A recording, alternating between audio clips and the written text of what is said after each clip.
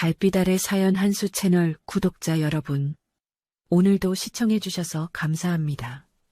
행복하고 즐거운 시간 되시길 바라며 오늘의 사연 시작하겠습니다. 새벽 5시 생활관에 기상 나팔이 울려 퍼집니다. 민하경 하사는 침대에서 몸을 일으키려다 옆구리에서 느껴지는 날카로운 통증에 얼굴을 찌푸렸어요. 어젯밤의 기억이 파편처럼 머릿속을 스쳤습니다. 박하린의 주먹이 자신의 갈비뼈를 가격하던 순간 콘크리트 바닥에 무릎을 꿇고 있던 자신의 모습이 선명하게 떠올랐죠. 하경은 천천히 일어나 거울 앞으로 걸어갔습니다. 거울에 비친 얼굴 왼쪽 눈가에는 보랏빛 멍이 선명하게 자리 잡고 있었어요. 4개월 전 임관한 이후로 하경은 수도권에 위치한 육군 사단 통신대에서 성실하게 복무해 왔습니다. 처음 부대에 배치받았을 때는 모든 게 낯설고 어려웠죠. 복잡한 통신 장비들을 다루는 법부터 선후배 사이의 미묘한 위계 질서까지 배워야 할 것들이 산더미 같았어요. 하지만 하경은 포기하지 않았습니다. 밤늦게까지 매뉴얼을 읽고 선배들에게 적극적으로 질문하며 하나씩 익혀나갔죠. 동료들도 처음엔 하경을 대견하게 여겼습니다. 역시 신임 중에서는 하경이가 제일 똘똘한 애라는 칭찬도 들었어요. 하지만 시간이 흐르면서 분위기가 달라지기 시작했습니다. 특히 박주연 중사와 박하린 하사의 시선이 점점 차갑게 변해갔죠. 하경이 업무를 잘 처리할 때마다, 상급자들로부터 인정받을 때마다 둘의 표정은 굳어갔습니다. 쟤 왜 저렇게 잘난 척해? 박하린이 다른 동료들에게 속삭이는 소리를 하경은 여러 번 들었어요. 겉으로는 순한 척하지만 속으로는 우리를 우습게 보는 것 같아. 박주연도 비슷한 말을 했습니다. 하경은 그럴 때마다 자신이 뭔가 잘못했나 싶어 더욱 조심스럽게 행동했죠. 하지만 그런 모습조차 둘에게는 가식으로 보였나 봅니다. 어젯밤이 그 모든 것의 절정이었어요. 출타 전날 밤 10시가 넘은 시각, 하경은 침대에 누워 내일 휴가 계획을 세우고 있었습니다. 오랜만에 가족들을 만날 생각에 마음이 설렜죠. 그때 박주연이 생활관 문을 거칠게 열고 들어왔어요. 민하경. 낮고 차가운 목소리였습니다. 하경은 벌떡 일어나 인사했죠. 중사님, 안녕하십니까? 너 왜 이렇게 나대냐? 갑작스러운 폭언에 하경은 당황했습니다. 무슨 말인지 도통 이해할 수 없었어요. 중사님, 무슨 말씀이신지. 말을 끝내기도 전에 박주연은 하경의 사물함을 열었습니다. 안에 정리되어 있던 책들과 개인 물품들을 바닥에 집어던졌어요. 이런 거나 읽으면서 똑똑한 척 하지 말라고. 너 같은 신임이 주제를 몰라. 그때 마침 박하린이 생활관에 들어왔습니다. 상황을 파악한 박하린이 박주연 옆으로 다가서며 말했어요. 언니, 저의 진짜 버릇 없지 않아요? 맨날 모범생인 척하면서. 둘의 분위기가 점점 험악해지자 하경의 온몸에 소름이 돋았습니다. 다른 생활관 동료들은 모두 깊은 잠에 빠져 있었고 이 상황을 목격할 사람은 아무도 없었죠. 박하린이 하경의 팔을 거칠게 잡아 끌었습니다. 나와, 지금 당장. 하경은 저항할 생각도 못하고 끌려갔어요. 생활관을 나서 복도를 지나 빈 교육장까지 박하린의 소나기에 잡힌 팔이 아플 정도였습니다. 교육장에 도착하자 박하린이 하경을 밀쳤어요. 여기 한가운데 서. 차가운 콘크리트 바닥 위에 선 하경은 온몸이 떨렸습니다. 박하린이 소리쳤어요. 무릎 꿇어. 하경은 떨리는 다리로 바닥에 무릎을 꿇었습니다. 너 같은 애들이 제일 꼴 보기 싫어. 겉으로는 순한 척, 착한 척하면서 속으로는 우리를 무시하잖아. 신임 주제에 감히. 첫 번째 주먹이 하경의 왼쪽 볼을 가격했습니다. 순간 귀에서 삐소리가 났고 입안에 피맛이 돌았어요. 이어서 옆구리에도 주먹이 날아왔습니다. 한 번, 두 번, 세 번. 하경은 비명도 지르지 못하고 그저 몸을 웅크린 채 견뎠어요. 소리 지르지 마. 들키면 너만 손해야. 박하린의 위협이 더해졌습니다. 폭행이 끝나고 하경은 비틀거리며 생활관으로 돌아왔습니다. 다른 동료들은 모두 깊이 잠들어 있었고 하경은 조용히 침대에 누웠어요. 갈비뼈 부근이 욱신거렸고 얼굴이 화끈거렸지만 아무 말도 할 수 없었습니다. 천장을 바라보며 눈물이 흘러내렸지만 소리내어 울 수도 없었죠. 새벽이 되자 하경은 평소와 같은 시간에 일어났습니다. 거울 앞에서 파운데이션으로 멍자국을 가리려 애썼지만 완전히 숨겨지지 않았어요. 그래도 웃는 얼굴을 만들어 출타 신고를 했습니다. 민하경 하사 휴가 다녀오겠습니다. 당직 간부도 정문 경계병도 아무도 하경의 상처를 알아채지 못했어요. 서울역 대합실에 도착한 하경은 큰 고모를 기다리며 벤치에 앉아 있었습니다. 그런데 갑자기 어지러움이 밀려왔어요. 시야가 흐려지고 다리에 힘이 빠졌습니다. 의식을 잃으며 바닥에 쓰러진 하경을 발견한 시민들이 급히 구급차를 불렀죠. 마침 하경을 마중 나온 큰 고모 민경아 중장의 눈앞에 온몸에 멍이 가득한 조카가 쓰러져 있었습니다. 서울대학교 병원 응급실 침대 위에 누운 민하경의 얼굴을 내려다보며 민경아 중장은 주먹을 꽉 쥐었습니다. 24살 조카의 얼굴 곳곳에 선명하게 자리 잡은 멍자국들이 형광등 불빛 아래 더욱 도드라져 보였어요. 왼쪽 눈가에 보랏빛 타박상, 입꼬리 근처에 까만 멍, 그리고 목 부근까지 이어진 손가락 자국들. 이 모든 것이 우연히 생긴 상처가 아니라는 걸 한눈에 알 수 있었습니다. 응급실 의사가 CT 촬영 결과를 들고 다가왔어요. 보호자분이시죠? 환자분 상태에 대해 말씀드리겠습니다. 의사의 표정이 심각했습니다. 늑골에 금이 간 흔적이 보이고 얼굴과 목 부위의 다발성 타박상, 허벅지와 팔뚝에도 압자 흔적이 확인됩니다. 이는 명백한 외부 충격에 의한 손상으로 구타 흔적으로 판단됩니다. 민경아는 피를 삼키며 고개를 끄덕였어요. 30년 군 생활을 하면서 이런 상황을 여러 번 목격했지만 그 피해자가 자신의 조카일 줄은 꿈에도 몰랐습니다. 의사 선생님, 이 아이가 언제쯤 의식을 회복할까요? 곧 깨어날 것 같습니다. 다만 정신적 충격이 클 수 있으니 주의 깊게 지켜봐 주세요. 민경아는 복도로 나가 휴대폰을 꺼냈습니다. 첫 번째 전화는 막내 고모인 민서아 소장에게 걸었어요. 서아야, 지금 어디야? 언니 무슨 일이에요? 목소리가 이상한데. 하경이가 병원에 실려왔어. 맞았어. 부대에서. 전화 너머로 민서아의 숨소리가 거칠어졌습니다. 지금 어느 병원이에요? 바로 갈게요. 두 번째 전화는 큰오빠인 민태진 합참의장에게였습니다. 민경아는 떨리는 목소리로 상황을 설명했어요. 오빠 하경이가.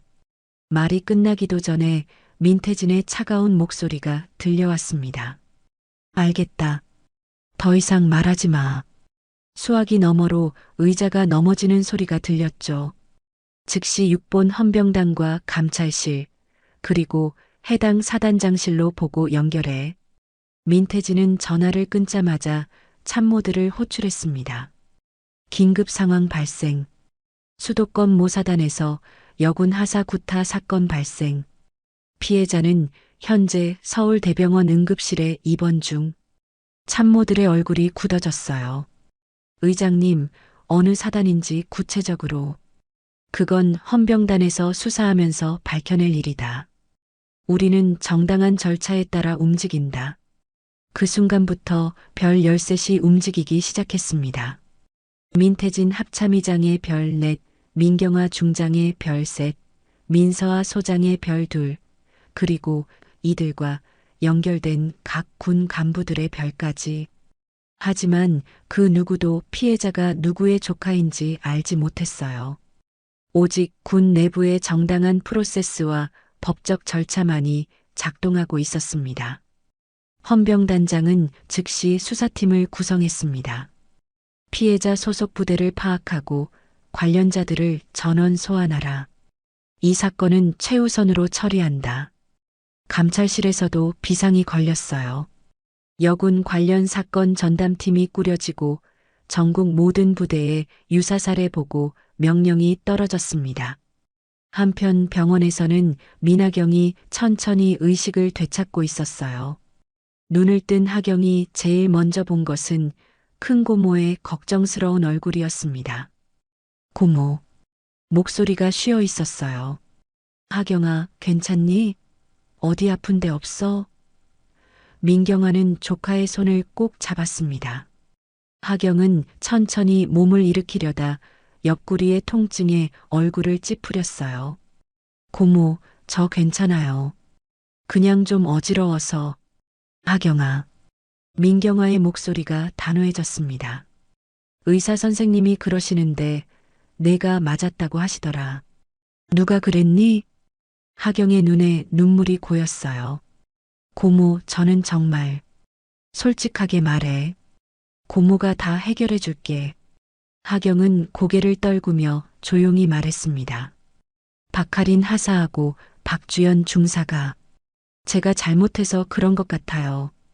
무슨 소리야? 내가 뭘 잘못했다고? 민경아는 복도로 나가 민서아에게 전화했어요. 하경이가 깨어났어. 박하린 하사, 박주연 중사라는 애들이 때렸다고 해. 언니, 부대 이름은? 52사단 통신대대. 민서아의 목소리가 차갑게 변했습니다. 알겠어요. 이제 시작이네요. 그날 밤 민태진은 국방부 병영문화개선실장인 민서아와 비공식 회의를 가졌습니다. 둘 다 군복이 아닌 사복 차림이었어요. 서아야, 하경이가 어떤 아인지 너도 알잖아. 절대 먼저 말 못하는 성격이야. 네, 오빠. 그래서 더 화가 나요. 저런 아이를 어떻게. 민서아는 서류를 정리하며 말했습니다. 내일부터 해당 사단 전체를 뒤집을 거예요. 법과 절차에 따라서요. 그리고 이 일은 절대 개인적인 감정으로 처리하지 않을 겁니다. 민태진이 고개를 끄덕였어요. 그래야지. 우리가 군인이기 전에 하경이 가족이지만 군인이기 때문에 더 정당하게 처리해야 해. 새벽녘 52사단에는 헌병대 수사관들이 도착했습니다. 사단장은 급히 소집된 간부 회의에서 상황을 보고받았어요.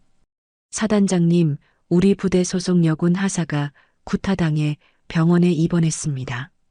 누구야? 민하경 하사입니다. 사단장의 얼굴이 굳어졌습니다. 이름만 들어도 모범적인 부사관으로 기억되는 하경이었거든요. 즉시 관련자들을 파악하고 전 대대원 대상으로 조사를 실시하라. 사단장의 지시가 떨어지자 부대 전체가 술렁이기 시작했어요. 하지만 아무도 이 모든 일이 별 13세 움직임으로 시작되었다는 걸 알지 못했습니다. 그들은 단지 한 명의 상처받은 병사를 위해 법과 군 기강에 따라 정의롭게 움직이고 있을 뿐이었어요. 52사단 통신대대 대대장실에서 정용의 대위는 헌병대 수사관 앞에 긴장한 채로 앉아 있었습니다. 수사관의 날카로운 시선이 그를 훑어보고 있었어요. 대위님, 민하경 하사의 휴가 전 상황에 대해 질문드리겠습니다. 네, 말씀하십시오. 정용혜의 목소리가 약간 떨렸습니다. 민하경 하사가 출타하기 전날 저녁 특별한 일이 있었습니까? 수사관이 펜을 들고 기다렸어요. 정용혜는 잠시 망설이다 대답했습니다. 별다른 특이사항은 없었습니다. 평소와 다름없이 생활했고 다음 날 아침 정상적으로 출타 신고를 하고 나갔어요. 정말로 아무 일도 없었습니까? 다시 한번 생각해 보세요. 사실 정용회는 그날 밤 생활관에서 소음이 났다는 보고를 받았었어요. 하지만 직접 확인하러 가지 않았고 다음 날 아침에도 별다른 조치를 취하지 않았습니다. 정말 아무 일도 없었습니다. 그의 대답은 거짓이었죠. 하지만 헌병단은 이미 결정적인 증거를 확보한 상태였습니다. 수사관이 태블릿을 꺼내 화면을 보여주었어요. 대위님, 이것 좀 보시겠습니까? 화면에는 생활관 복도 CCTV 영상이 재생되고 있었습니다. 시간은 그날 밤 10시 40분경. 민하경이 눈가를 감싸며 절뚝이며 걸어가는 모습이 선명하게 찍혀 있었어요. 정용혜의 얼굴이 창백해졌습니다. 이건 대위님께서 방금 전 아무 일도 없었다고 하셨는데 이 영상을 어떻게 설명하시겠습니까? 수사관의 목소리가 차가워졌어요. 민하경 하사가 이렇게 다친 상태로 복도를 걸어가고 있는데도 특이사항이 없었다고 하시는 건가요? 그 시각 통신대대 전체 병사들을 대상으로 한 익명 설문조사가 진행되고 있었습니다. 헌병대는 모든 대대원들을 강당에 모아놓고 설문지를 나누어 주었어요. 이 설문은 완전 익명으로 진행됩니다. 솔직하게 답변해 주시기 바랍니다. 설문 내용은 구체적이었습니다. 민하경 하사가 출타 전날 밤 어디에 있었는지 아는 사람, 그날 밤 생활관이나 교육장 근처에서 이상한 소리를 들은 사람, 민하경 하사와 갈등이 있던 사람을 아는 경우 등등. 설문이 끝나고 1시간 후 결정적인 증언이 나왔습니다. 익명의 제보자가 상세한 진술을 남긴 것이었어요. 그날 밤 10시 10분경 박하린 하사가 민하경 하사를 생활관에서 데려나가는 것을 봤습니다.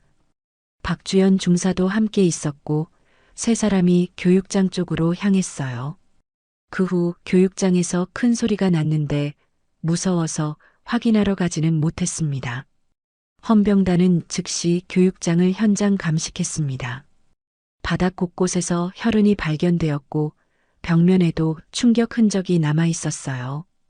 감식팀장이 보고했습니다. 명백한 폭행 현장입니다. 피해자가 바닥에 무릎을 꿇은 자세에서 구타당한 것으로 추정됩니다.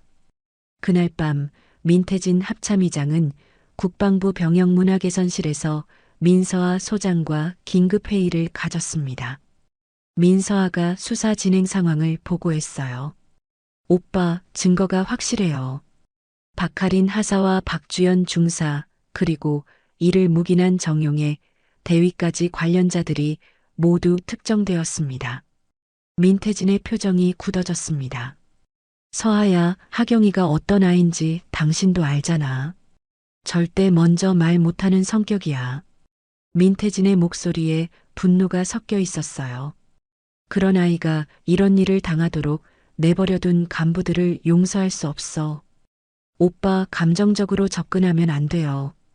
우리는 군인이고 법과 절차에 따라 처리해야 해요. 민서아는 서류를 정리하며 말했습니다.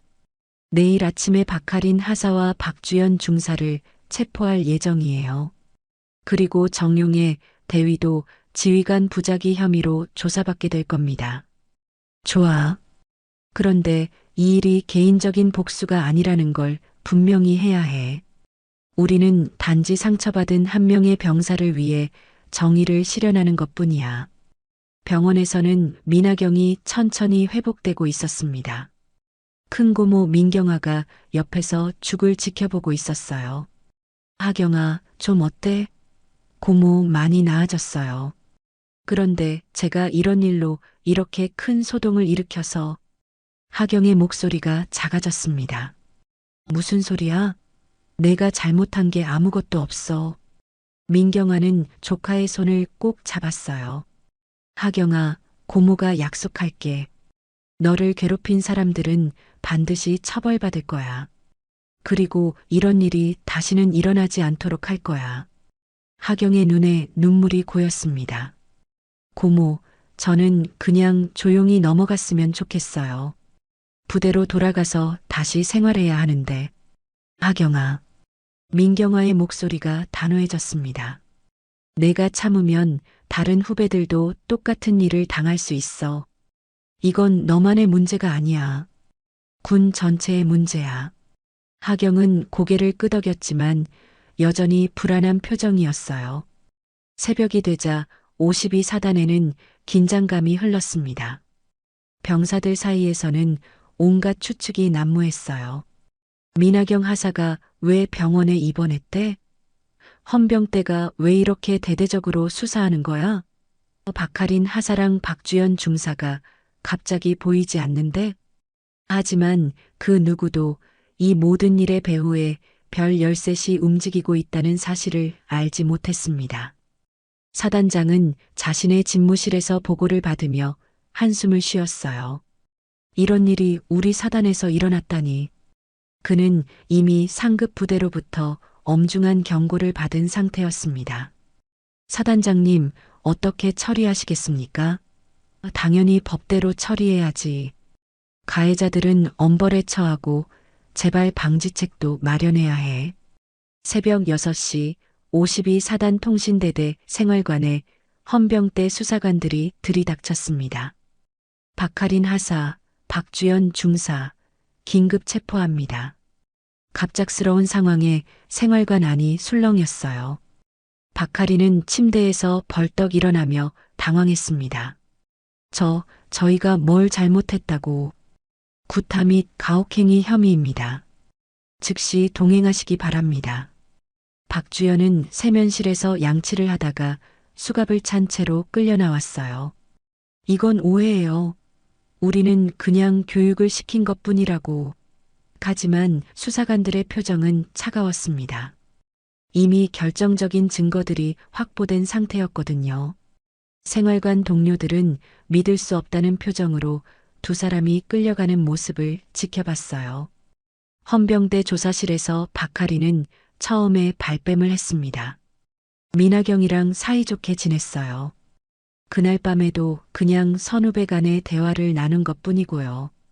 수사관이 CCTV 영상을 보여주자 그제야 얼굴이 굳어졌어요. 이건 교육 목적이었습니다. 신임이라서 좀 부족한 부분이 있어서. 교육이라고 하셨나요? 수사관의 목소리가 차가워졌습니다. 그럼 이 의료진단서도 교육의 결과인가요? 민하경의 진단서가 책상 위에 놓였어요. 늑골 금열, 다발성 타박상, 압자상 등 구체적인 상의 내용이 적혀 있었습니다. 박하린의 입술이 파르르 떨렸어요. 박주연도 마찬가지였습니다. 저희는 정말 교육적 차원에서. 그럼 왜 빈 교육장으로 데려갔습니까? 왜 밤늦은 시간에? 왜 다른 사람들이 없는 곳에서? 수사관의 연속된 질문에 박주연은 말문이 막혔어요. 그건 그때 결정적인 순간이 왔습니다. 민하경이 의식을 완전히 회복하고 정식 진술을 시작한 것이었어요. 서울대병원 병실에서 헌병대 수사관과 검찰 수사관이 함께 진술을 받았습니다. 민경아 중장이 옆에서 조카의 손을 꼭 잡고 있었어요. 하경하사님, 천천히 말씀해 주세요. 그날 밤 무슨 일이 있었는지 처음부터 설명해 주시겠습니까? 하경은 떨리는 목소리로 말하기 시작했습니다. 박주연 중사님이 생활관에 들어와서 갑자기 화를 내셨어요. 제가 나댄다고, 똑똑한 척 한다고. 하경의 진술이 이어질수록 수사관들의 표정이 굳어졌어요. 그 다음에 박하린 하사님이 저를 교육장으로 끌고 갔습니다. 무릎을 꿇으라고 해서 꿇었는데 갑자기 얼굴을 때리기 시작했어요. 하경의 목소리가 점점 작아졌습니다. 옆구리도 여러 번 맞았고 소리 지르면 안 된다고 위협도 받았어요. 처음에는 제가 부족한 줄 알았어요. 하경의 눈에서 눈물이 흘러내렸습니다. 그래서 더 잘해야겠다고 생각했죠. 근데 시간이 지날수록 이상했어요. 아무리 열심히 해도 계속 틀렸다고, 버릇없다고. 민경아가 조카의 등을 쓰다듬어 주었어요. 마지막에는 정말 하경의 목소리가 떨렸습니다. 죽고 싶다는 생각까지 했습니다. 매일 아침 일어나는 게 무서웠어요. 또 뭘 잘못했다고 혼날까봐, 또 맞을까봐. 그 순간 진술실 안이 조용해졌어요. 하경의 말 한마디 한마디가 모든 사람들의 가슴에 꽂혔습니다. 국방부 병영문화개선실에서 이 진술 내용을 보고받은 민서아 소장의 심장이 쿵 내려앉았어요. 조카의 고통스러운 진술을 읽으며 주먹을 꽉 쥐었습니다. 이런 일이. 민서아는 즉시 정군에 긴급 지시를 내렸어요. 신고 누락 간부, 피해자 회유 시도 간부에 대한 전수조사를 실시하라. 박하린과 박주연은 하경의 진술 내용을 전해 듣고 나서야 진실을 털어놓기 시작했습니다. 정말 죄송합니다. 저희가 너무 심하게 했어요. 박하린이 울먹이며 말했어요. 처음에는 그냥 기죽이려는 것뿐이었는데 점점 감정이 격해져서 사람을 때렸다고요? 수사관이 날카롭게 반박했습니다. 박주연도 마찬가지였어요. 민하경이가 너무 완벽해 보여서 질투가 났어요. 신임인데도 상급자들한테 인정받고 업무도 잘하고 그래서 혼내주고 싶었던 거예요. 질투 때문에 후배를 구타했다는 말씀이군요. 수사관이 기록하며 말했습니다. 정용의 대위도 재조사를 받았어요. 이번에는 거짓말이 통하지 않았습니다. 대위님, 그날 밤 생활관에서 소음이 있었다는 보고를 받지 않으셨습니까? 그건 받으셨으면서도 확인하러 가지 않으셨죠? 그리고 다음날 민하경 하사의 상태를 보고도 아무런 조치를 취하지 않으셨고요. 정용회는 결국 모든 것을 인정했습니다. 죄송합니다. 제가 지휘관으로서 책임을 다하지 못했습니다. 대위님의 부작위로 인해 피해자가 더 큰 고통을 받았다는 사실을 인정하십니까? 네, 인정합니다. 그날 저녁 민태진 합참의장은 청와대에 보고를 올려야 했습니다. 대통령님, 군 내 가혹행위 사건이 발생했습니다. 피해자는 여군 하사이고 현재 전면 수사가 진행 중입니다. 대통령의 표정이 심각해졌어요. 이런 일이 아직도 일어나고 있다는 게 믿어지지 않는다. 철저히 수사하고 재발 방지책을 마련하라. 사단에서는 이제 모든 간부들이 긴장하고 있었습니다. 헌병대 수사가 확산되면서 다른 유사 사례들도 속속 드러나고 있었거든요. 혹시 우리 중대에서도 이런 일이 있었나? 평소에 좀 더 세심하게 살펴봤어야 했는데 간부들 사이에서 자성의 목소리가 나오기 시작했어요. 병원에서 하경은 점차 회복되고 있었지만 정신적 상처는 쉽게 아물지 않았습니다. 고모, 저 정말 부대로 돌아갈 수 있을까요? 당연히 돌아갈 수 있어. 그리고 이제는 아무도 너를 괴롭히지 못할 거야. 민경아의 확신에 찬 목소리에 하경은 조금씩 용기를 되찾아가고 있었어요. 하지만 여전히 많은 의문이 남아 있었습니다. 과연 부대는 정말 변할 수 있을까? 이런 일이 다시 일어나지 않으려면 어떻게 해야 할까? 그 해답을 찾기 위해 별 13의 움직임은 계속되고 있었습니다. 사단장 집무실에 긴급 소집 명령이 떨어진 것은 월요일 아침 8시였습니다. 김준호 사단장은 본부 대기 명령을 받고 창백한 얼굴로 서류를 정리하고 있었어요. 30년 군 생활을 하면서 이런 상황은 처음이었습니다. 어떻게 내 사단에서 이런 일이. 그는 중얼거리며 한숨을 내쉬었어요. 참모장이 급히 들어왔습니다. 사단장님, 헌병단에서 추가 소환 명단이 왔습니다. 명단을 받아든 김준호의 손이 떨렸어요. 통신대대장, 각 중대장, 주요 간부들까지 총 15명이 적혀 있었습니다. 이게 다 뭐야?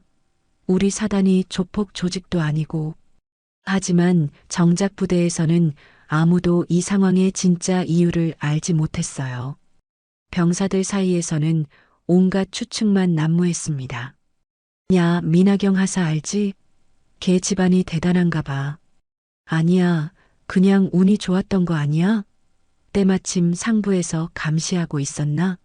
근데 진짜 이상해. 장군들이 왜 이렇게 관심을 가지는 거야? 이등병 최민수가 동기들에게 말했어요. 우리 형이 다른 사단에 있는데 거기서는 이런 일 있어도 그냥 넘어간다더라. 그럼 우리 사단만 특별히 뒤지는 건가? 뭔가 큰 손이 움직이는 것 같은데. 하지만 그 누구도 그 큰 손이 바로 별 열셋이라는 사실은 몰랐습니다. 통신대대에서는 간부들이 줄줄이 헌병대 소환을 받으면서 분위기가 얼어붙었어요.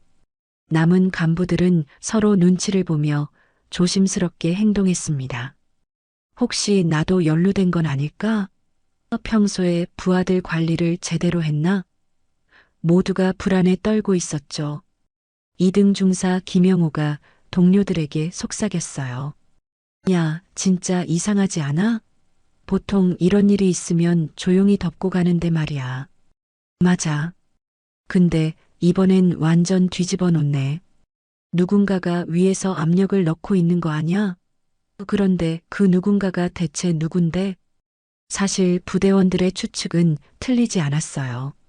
하지만 그들이 모르는 것은 그 압력이 개인적인 청탁이나 부정한 방법이 아니라 정당한 군 내부 시스템에 의한 것이라는 점이었습니다. 민태진 합참의장과 민경화 중장, 민서아 소장은 철저히 법과 절차에 따라 움직이고 있었어요. 헌병단 수사실에서는 연쇄적인 진실들이 밝혀지고 있었습니다. 박하린과 박주연의 폭행 사실뿐만 아니라 다른 여군들에 대한 가혹행위도 속속 드러났어요. 민하경 하사만 당한 게 아니었습니다. 익명 제보자의 진술이 이어졌어요. 다른 신임 여군들도 비슷한 일을 당했는데 다들 무서워서 말하지 못했어요. 수사관이 추가 피해자들을 면담했습니다. 이등병 서유진이 떨리는 목소리로 말했어요. 저도 박하린 하사한테 맞은 적이 있어요. 하지만 신고하면 더 큰 일이 날까봐. 언제부터 이런 일이 있었나요? 제가 부대에 온 이후로 계속이었던 것 같아요. 선배들은 그냥 군대가 원래 그런 곳이라고 했어요. 국방부에서는 비상이 걸렸습니다. 민서아 소장이 장관에게 보고했어요. 장관님, 이번 사건은 단순한 개별 사례가 아닙니다. 조직적이고 지속적인 가혹행위가 있었던 것으로 보입니다. 국방장관의 표정이 굳어졌어요. 그럼 정군 차원에서 점검이 필요하겠군. 네, 이미 전국 모든 부대 여성 부사관 대상 긴급 실태조사를 지시했습니다. 민서아가 서류를 넘기며 말했어요. 그리고 익명 신고 시스템도 구축하고 있습니다. 좋아. 그런데 이 모든 일이 어떻게 시작된 거지? 평소 같았으면 조용히 넘어갔을 텐데. 민서아는 잠시 망설이다 대답했어요. 피해자가 특별한 경우입니다.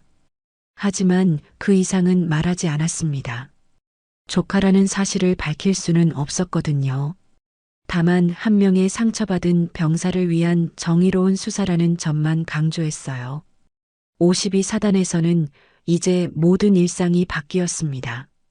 간부들은 부하들을 대할 때 훨씬 조심스러워졌고 작은 일에도 세심하게 신경 쓰기 시작했어요. 혹시 부담스러운 일은 없나? 불편한 점이 있으면 언제든 말해. 평소 같았으면 들을 수 없었던 말들이 오가기 시작했습니다. 하지만 변화에는 시간이 필요했어요. 일부 고참 간부들은 여전히 이해하지 못했습니다. 요즘 군대가 너무 약해졌어. 이런 식으로 하면 기강이 서겠어? 예전에는 이 정도는 그냥 넘어갔는데. 하지만 이런 목소리들은 점점 작아지고 있었어요. 병원에서 회복 중인 민하경에게도 변화의 소식이 전해졌습니다. 큰고모 민경아가 조카에게 말했어요. 하경아, 내일이 계기가 되어서 군 전체가 변하고 있어. 정말요? 하경의 눈에 희망의 빛이 스쳤습니다. 응, 이제 다른 후배들은 너 같은 일을 당하지 않을 거야. 민경아의 확신에 찬 목소리에 하경은 조금씩 웃음을 되찾아갔어요. 그럼 제가 겪은 일이 헛되지 않았다는 뜻이네요. 맞아. 내가 용기를 내서 말해줘서 많은 사람들이 구원받게 된 거야. 하지만 여전히 의문은 남아 있었습니다. 부대원들 사이에서는 계속 추측이 오갔어요. 도대체 누가 이렇게 큰 영향력을 발휘하는 거야?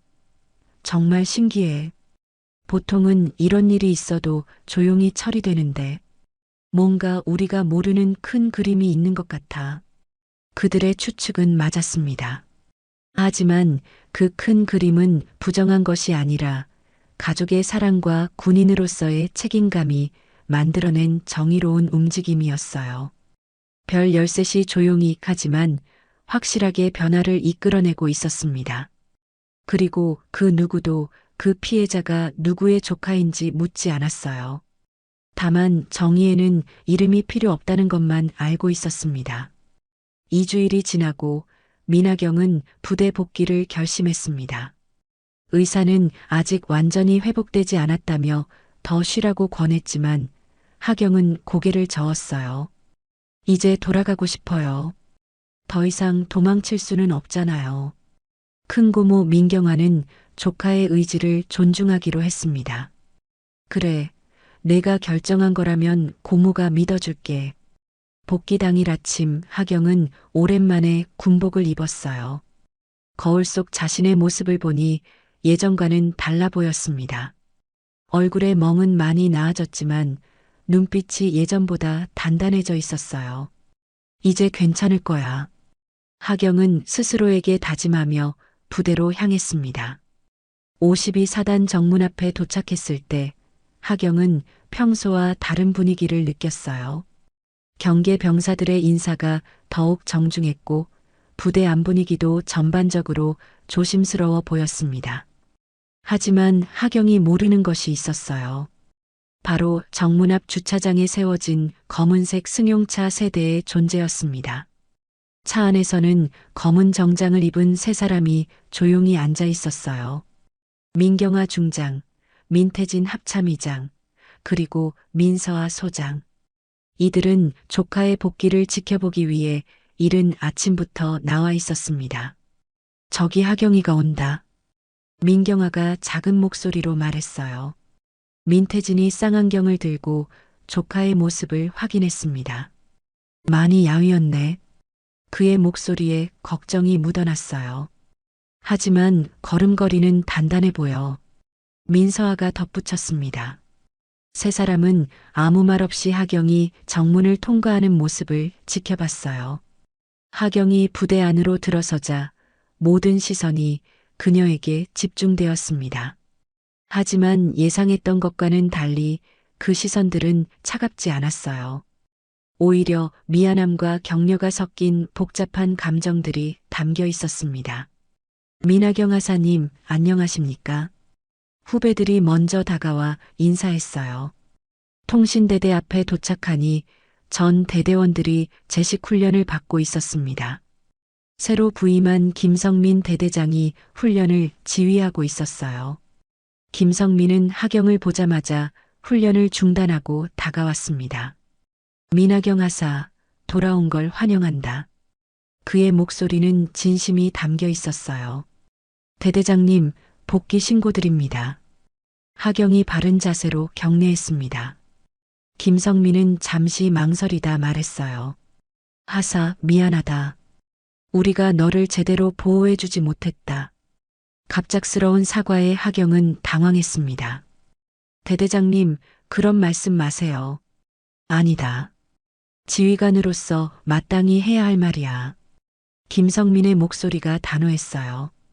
앞으로는 절대 이런 일이 일어나지 않도록 하겠다. 그리고 내가 편안하게 복무할 수 있도록 최선을 다하겠다. 주변에 있던 간부들과 병사들도 모두 고개를 끄덕였습니다. 그때 정문 쪽에서 세 대의 검은 승용차가 조용히 빠져나갔어요. 민경아, 민태진, 민서하는 조카가 무사히 부대에 들어가는 것을 확인하고 돌아가는 길이었습니다. 이제 진짜 시작이네. 민서아가 말했어요. 부대가 바뀌는 것도 중요하지만 하경이가 다시 적응하는 것도 중요해. 걱정하지 마. 민태진이 대답했습니다. 우리가 지켜보고 있어. 멀리서라도. 민경아도 고개를 끄덕였어요. 하경이는 강한 아이야. 이겨낼 거야. 세 사람은 각자의 일터로 향했지만 마음은 여전히 조카에게 머물러 있었습니다. 부대에서는 하경의 복귀와 함께 새로운 변화들이 시작되었어요. 김성민 대대장은 모든 간부들을 소집해 특별 교육을 실시했습니다. 부하 관리의 새로운 패러다임에 대해 얘기해보자. 교육 내용은 구체적이었어요. 권위주의적 지휘에서 소통 중심 지휘로의 전환, 개인의 인권 존중, 익명신고, 시스템 활용법 등등. 중대장들도 달라졌습니다. 예전에는 형식적이었던 면담이 이제는 진짜 소통의 시간이 되었어요. 요즘 어때? 힘든 일은 없고? 선후배 관계는 괜찮아? 혹시 말하기 어려운 일이 있으면 언제든 연락해. 간부들의 관심이 진심으로 다가왔습니다. 하경도 처음에는 어색했지만 점차 적응해 갔어요. 동료들이 먼저 다가와 말을 걸어주었고 업무 분위기도 훨씬 자유로워졌습니다. 하경 언니, 괜찮으세요? 후배들이 걱정스럽게 물어봤어요. 응, 괜찮아. 고마워. 하경의 대답에 안도의 표정을 짓는 후배들을 보며 하경은 자신의 선택이 옳았다고 생각했습니다. 며칠 후 하경은 야간 근무를 서게 되었어요. 혼자 통신실에 앉아 있으니 예전 기억들이 떠올랐습니다. 하지만 이제는 두렵지 않았어요. 오히려 이 모든 일을 통해 자신이 성장했다는 것을 느꼈습니다. 내가 당한 일이 헛되지 않았구나. 하경은 혼자 중얼거렸어요. 밤하늘을 올려다보니 별들이 반짝이고 있었습니다. 예전에는 그냥 예쁘다고만 생각했던 별들이 이제는 달라 보였어요. 저 별들 중에 나를 지켜주는 별들이 있을까? 하경은 어린아이 같은 상상을 해봤습니다. 물론 별 13이 진짜로 자신을 지켜주고 있다는 사실은 꿈에도 몰랐지만요. 통신실 전화벨이 울렸습니다. 민하경 하사, 중대장님이세요. 네, 중대장님. 지금 야외 훈련장 쪽을 지나가고 계신 분이 있는데 통신 상태 점검을 부탁하신다더라. 확인해 주겠어? 네, 바로 확인하겠습니다. 하경은 무전기를 들고 주파수를 맞췄어요. 하늘 위로 헬기 소리가 들렸습니다. 이쪽은 통신대대 민하경 하사입니다. 수신 상태 확인 부탁드립니다. 잘 들린다. 수고한다. 간단한 교신이 끝났지만 하경은 왠지 모르게 마음이 따뜻해졌어요. 그 헬기 안에는 민태진 합참의장이 타고 있었습니다. 야간 훈련 시차를 마치고 돌아가는 길이었지만 사실은 조카가 근무하는 부대를 한 번 더 확인하고 싶었던 것이었어요. 무전기 너머로 들려온 하경의 목소리가 예전보다 훨씬 밝고 자신감 있게 들렸습니다. 수신 이상 없습니다. 하경의 마지막 말에 민태진은 미소를 지었어요. 그래, 이제 정말 괜찮구나. 헬기는 조용히 밤하늘을 가로질러 갔고 하경은 여전히 통신실에서 자신의 임무를 성실히 수행하고 있었습니다. 그녀는 이제 혼자가 아니었어요. 보이지 않는 곳에서 많은 사람들이 지켜보고 응원하고 있었습니다. 군사재판소에서 선고가 내려진 것은 하경이 복귀한 지 한 달 후였습니다. 박하린 하사와 박주연 중사는 재판정에 나란히 서 있었어요. 판정문을 읽는 판사의 목소리가 법정 안에 엄숙하게 울려 퍼졌습니다. 피고인 박하린, 박주연에 대하여 가혹행위 및 상해 혐의로 강제 전역 및 징역 1년 6개월을 선고한다. 박하리는 그 자리에서 주저앉았어요. 판사님, 한 번만 기회를. 하지만 판사의 표정은 차가웠습니다. 피고인들의 행위는 단순한 실수가 아닌 계획적이고 지속적인 가혹행위였습니다. 특히 후배를 교육한다는 명목하에 인격을 모독하고 신체에 상해를 가한 것은 군인으로서 용납할 수 없는 행위입니다. 박주연도 마찬가지였어요. 저희가 정말 잘못했습니다. 다시는 이런 일이. 피고인들의 행위로 인해 피해자는 단순한 신체적 상해뿐만 아니라 깊은 정신적 트라우마를 겪었습니다. 판사가 계속 말했어요. 이는 개인의 인생에 치명적인 영향을 미칠 수 있는 중대한 범죄 행위입니다. 법정 한편에서 이 모든 과정을 지켜보던 민서아 소장은 복잡한 심정이었어요. 조카를 괴롭힌 사람들이 처벌받는 것은 당연하지만 동시에 이들도 누군가의 자식이라는 생각이 들었습니다. 하지만 이것이 정의야. 민서아는 스스로에게 다짐했어요. 정용의 대위의 경우는 더욱 참담했습니다. 지휘관 부작위 혐의로 징계면직 처분을 받고 군을 떠나게 된 것이었어요. 20년 군 생활이 한순간에 끝나버린 셈이었습니다. 대위님, 정말 죄송합니다. 부하 간부들이 전송을 나왔지만 정용회는 고개를 들 수 없었어요. 내가 제대로 했다면. 정용회는 부대 정문을 나서며 후회했습니다. 그날 밤 직접 확인하러 갔다면, 하경이가 다친 다음 날 조치를 취했다면. 하지만 이미 돌이킬 수 없는 일이었어요. 그는 가족들에게 어떻게 설명해야 할지 막막했습니다. 한편 국방부에서는 이번 사건을 계기로 대대적인 개혁이 시작되었어요. 민서아 소장이 주도하는 여군 복무환경 개선 총괄단이 구성되었습니다. 이번 사건이 마지막이 되어야 합니다. 민서아가 첫 회의에서 강조했어요. 우리는 단순히 가해자를 처벌하는 것에서 그치지 않고 근본적인 시스템을 바꿔야 합니다.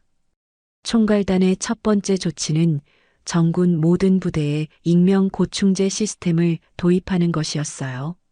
한라인 전화, 온라인 신고 시스템, 그리고 정기적인 익명 설문조사까지 다각도로 접근했습니다. 이제는 혼자 고민하지 않아도 됩니다. 시스템 소개 교육에서 강조된 내용이었어요. 두 번째 조치는 간부 교육 시스템의 전면 개편이었습니다. 기존의 형식적인 리더십 교육에서 벗어나 실질적인 소통과 공감 능력을 기르는 교육으로 바뀌었어요. 부하는 관리의 대상이 아니라 함께 일하는 동료입니다. 새로운 교육 과정의 핵심 메시지였습니다. 52사단에서는 지휘부가 전원 교체되었어요. 새로 부임한 간부들은 모두 여군 관련 특별 교육을 이수한 사람들이었습니다. 김성민 대대장뿐만 아니라 각 중대장, 소대장들까지 모두 새로운 마인드로 무장한 지휘관들이었어요. 통신대대의 분위기는 완전히 달라졌습니다. 예전 같으면 상상할 수 없었던 일들이 일어나고 있었어요. 간부와 병사 간의 허심탄회한 대화, 업무 중 자유로운 의견 교환, 그리고 무엇보다 서로를 존중하는 문화가 자리 잡고 있었습니다. 하경도 이런 변화를 몸소 느끼고 있었어요. 하경 언니, 요즘 어때요? 후배 이병이 다가와 물어봤습니다. 많이 좋아졌어. 너희들은 어때? 저희도 예전보다 훨씬 편해요. 뭔가 자유롭다고 해야 하나? 실제로 숫자로도 변화가 나타나고 있었어요. 정군 차원에서 실시한 실태조사 결과 여군들의 복무 만족도가 크게 향상되었습니다. 특히 상급자와의 관계 만족도는 전년 대비 30% 이상 증가했어요. 이런 변화가 지속되어야 합니다. 민서아가 보고서를 보며 말했어요. 하지만 모든 변화가 순탄하지만은 않았어요. 일부 고참 간부들 사이에서는 여전히 불만의 목소리가 있었습니다. 요즘 군대가 너무 느슨해졌어. 이런 식으로 하면 기강이 무너져. 하지만 이런 목소리들은 점점 소수가 되어가고 있었어요. 민태진 합참의장은 정기 간부 회의에서 분명하게 선을 그었습니다. 기강과 가혹행위는 다릅니다. 진정한 기강은 상호 존중과 신뢰를 바탕으로 합니다. 그의 말에 참석한 모든 간부들이 고개를 끄덕였어요. 앞으로도 이런 방향으로 군을 이끌어가겠습니다. 한편 박하린과 박주연이 복역 중인 교도소에서는 또 다른 교육이 이루어지고 있었어요. 인권 교육, 갈등 해결 교육, 그리고 사회 복귀 준비 교육까지 여러분들이 저지른 잘못을 진정으로 반성하고 사회에 나가서 다시는 이런 일이 없도록 해야 합니다. 박하린은 교육을 받으며 비로소 자신의 잘못을 깨달았어요. 내가 정말 끔찍한 일을 했구나. 민하경의 얼굴이 계속 떠올랐습니다. 나 때문에 얼마나 힘들었을까. 박주연도 마찬가지였어요. 질투와 열등감이 어떻게 한 사람의 인생을 망가뜨릴 수 있는지 뼈저리게 느꼈습니다. 전국의 다른 부대에서도 변화의 바람이 불고 있었어요. 52사단 사건이 알려지면서 각 부대에서 자체적으로 점검에 나선 것이었습니다. 우리 부대는 괜찮나? 혹시 놓친 문제는 없나? 지휘관들의 관심이 크게 높아졌어요. 여군들 사이에서도 변화에 대한 체감도가 높았습니다. 요즘 정말 달라진 것 같아. 예전 같으면 말도 못했을 일들을 이제는 자유롭게 얘기할 수 있어. 뭔가 진짜 군인으로 대접받는 느낌이야. 긍정적인 반응들이 이어졌어요. 민경아 중장은 조카에게 전화를 걸었습니다. 하경아, 부대 생활은 어때? 고모, 정말 많이 달라졌어요. 이제는 무서워하지 않고 당당하게 생활할 수 있어요. 하경의 밝은 목소리에 민경아는 안도했어요. 다행이다. 고생 많았어. 고모, 제가 겪은 일이 정말 의미 있었던 것 같아요. 하경이 말했어요. 다른 후배들이 저 같은 일을 겪지 않게 되었잖아요. 그래, 내가 용기를 냈기 때문에 가능한 일이었어. 민경아의 목소리에 자부심이 묻어났습니다. 하지만 여전히 갈 길은 멀었어요. 제도는 바뀌었지만 사람들의 의식까지 완전히 바뀌려면 더 많은 시간이 필요했습니다. 그래도 분명한 것은 이제 돌아갈 수 없는 지점을 지났다는 것이었어요. 별 13세 움직임이 만들어낸 변화는 되돌릴 수 없는 흐름이 되어 군 전체로 퍼져나가고 있었습니다. 복귀한 지 석 달이 지난 어느 날 밤, 민하경은 여전히 말이 적었습니다. 하지만 예전의 그 침묵과는 달랐어요. 두려움에서 나온 침묵이 아니라 깊은 생각에 잠긴 고요함이었습니다.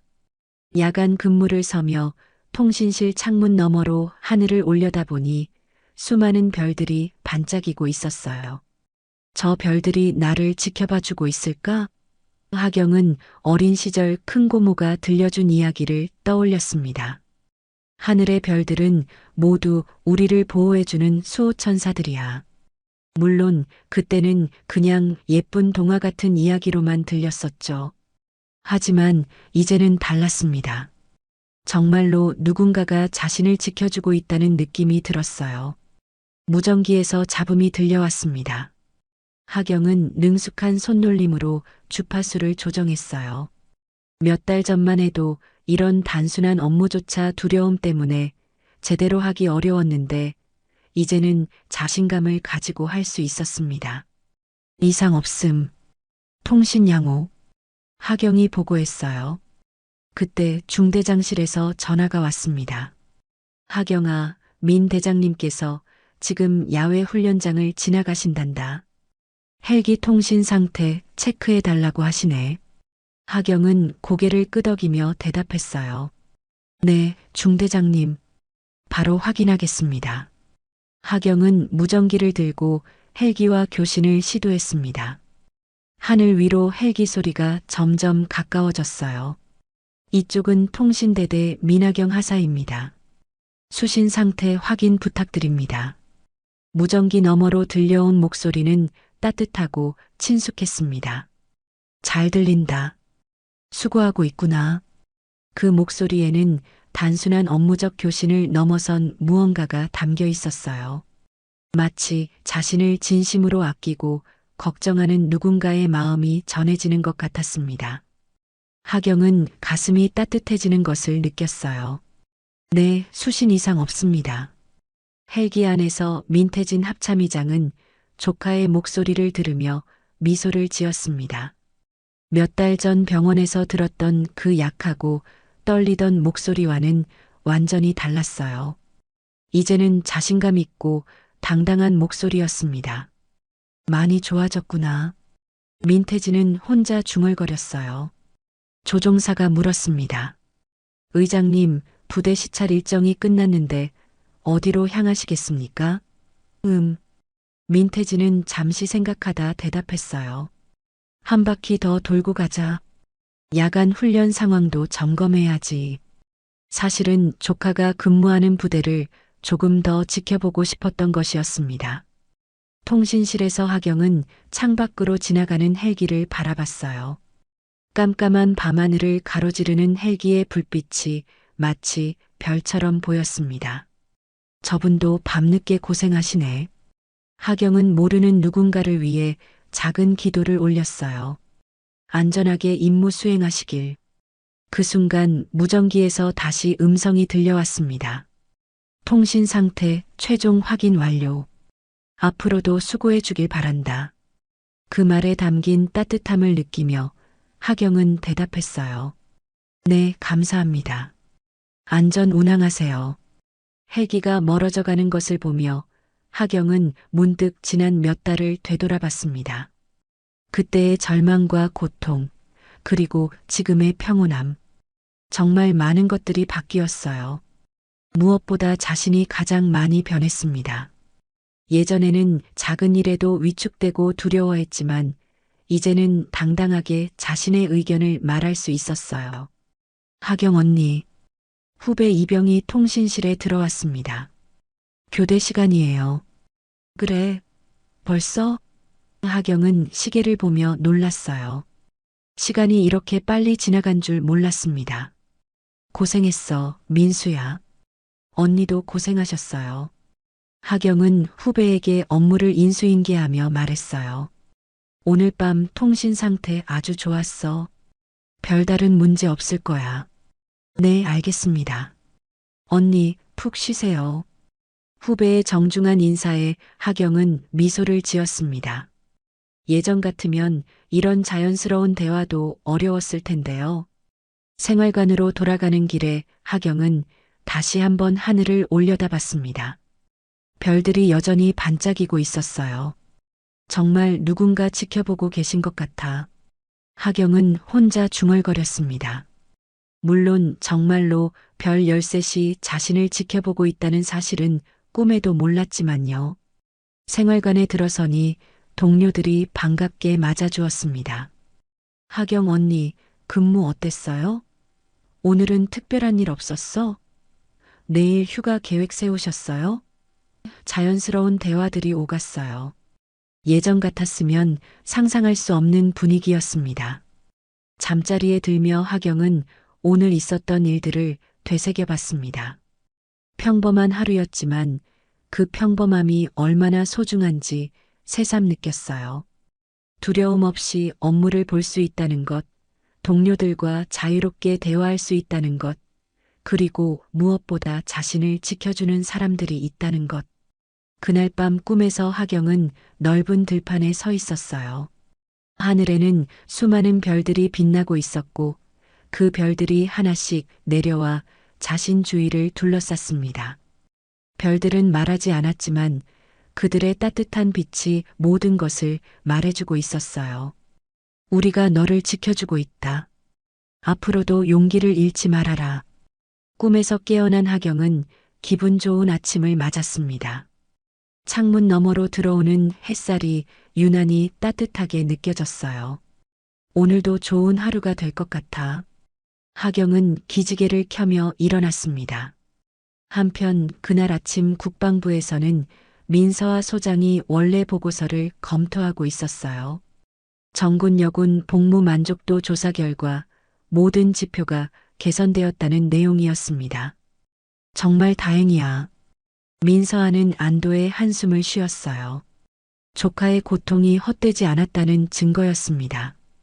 합참에서도 민태진 의장이 비슷한 보고를 받고 있었어요. 의장님, 부대 기강 관련 지표들이 모두 개선되었습니다. 특히 신고 접수 건수는 증가했지만 중대한 사안들은 오히려 감소했습니다. 그렇겠지. 작은 문제들을 미리 해결하니까 큰 문제로 발전하지 않는 거야. 민경아 중장도 자신의 사무실에서 조카를 생각하고 있었어요. 어젯밤 전화 통화에서 들은 하경의 목소리가 계속 머릿속에 맴돌았습니다. 이제 정말 괜찮아졌구나. 그녀는 창밖을 바라보며 미소를 지었어요. 52사단 통신대대에서는 새로운 하루가 시작되고 있었습니다. 하경은 아침 점호에 참석해 당당한 자세로 서 있었어요. 김성민 대대장이 훈시를 했습니다. 오늘도 서로를 존중하며 자부심을 가지고 임무를 수행합시다. 모든 대대원들이 힘찬 대답으로 화답했어요. 점호가 끝나고 하경은 자신의 업무 자리로 향했습니다. 복도를 걸으며 문득 생각했어요. 나를 괴롭혔던 사람들도 지금 어디선가 새로운 삶을 살고 있겠지. 미움보다는 안타까움이 먼저 들었습니다. 다들 행복하게 살았으면 좋겠어. 통신실에 도착한 하경은 장비들을 점검하며 하루를 시작했어요. 무전기에서 들려오는 각종 교신들, 컴퓨터 화면에 표시되는 통신 상태 지표들, 모든 것이 정상적으로 작동하고 있었습니다. 오늘도 평안한 하루가 되겠구나. 그때 하늘 저편에서 다시 헬기 소리가 들려왔습니다. 하경은 창문 너머로 고개를 내밀어 하늘을 바라봤어요. 어제와 같은 헬기인지는 알 수 없었지만 왠지 반가웠습니다. 안전 운항하세요. 하경은 작은 목소리로 인사했어요. 그 헬기 안에서도 그리고 멀리 떨어진 사무실에서도 별 13이 조용히 하경을 지켜보고 있었습니다. 말하지 않아도 보이지 않아도 그들의 사랑과 관심은 계속 이어지고 있었어요. 그날 별들은 울지 않았습니다. 다만 조용히 움직이며 한 명의 소중한 사람을 지켜주고 있을 뿐이었어요. 하경은 이제 혼자가 아니었습니다. 보이지 않는 곳에서 자신을 지켜주는 사람들이 있다는 것을 마음 깊이 느끼고 있었어요. 그리고 그 따뜻한 시선들 속에서 하경은 오늘도 당당하게 자신의 하루를 시작했습니다.